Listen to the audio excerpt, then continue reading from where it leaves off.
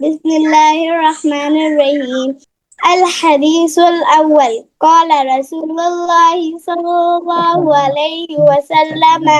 لا يؤمن أحدكم حتى يحب لأخيه ما يحب لنفسه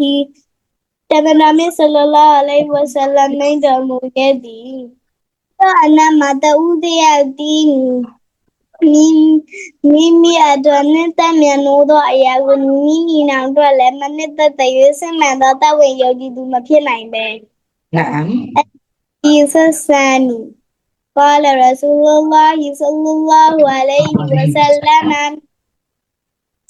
خالق الناس بخلق حسن တမန်တော်မြတ်ဆလလောလ္လဟ်အလိုင်းဝါဆလမ်မိန့်တော်မူခဲ့သည်လူသားတို့အားကောင်းမွန်သောကိုယ်ချင်းတရားဖြင့်ဆက်ဆံပါالحديث الثالث قال رسول الله صلى الله عليه وسلم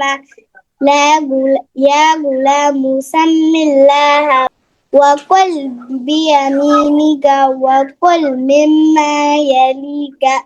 တမန်တော်မြတ်ဆလလောလ္လဟ်အလိုင်းဝါဆလမ်မိန့်တော်မူခဲ့သည်အိုဖြစ်လေစားတော့သည့်အခါအလ္လာဟ်ရှင်မြတ်ရဲ့နာမတော်ကိုစသပါဘစ္စမီလာဆို၍စားပါ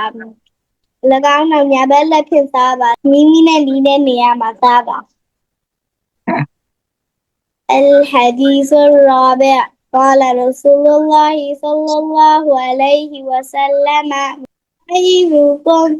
خيركم من تعلم القرآن وعلمه တမန်တော်မြတ်ဆလလောလ္လဟ်အလိုင်းဝါဆလမ်မိန့်တော်မူခဲ့သည်သင်တို့အနောက်ဆုံးသောလူမှာကုရ်အာန်ကျမ်းတော်မြတ်ကိုသင်ယူလေ့လာပြီးသူတစ်ပါးကိုလည်းပြန်လည်သင်ကြားပေးသူဖြစ်သည် الحديث التاسع قال رسول الله صلى الله عليه وسلم البر حسن الخلق တမန်တော်မြတ်ဆလလောလ္လဟ်အလိုင်း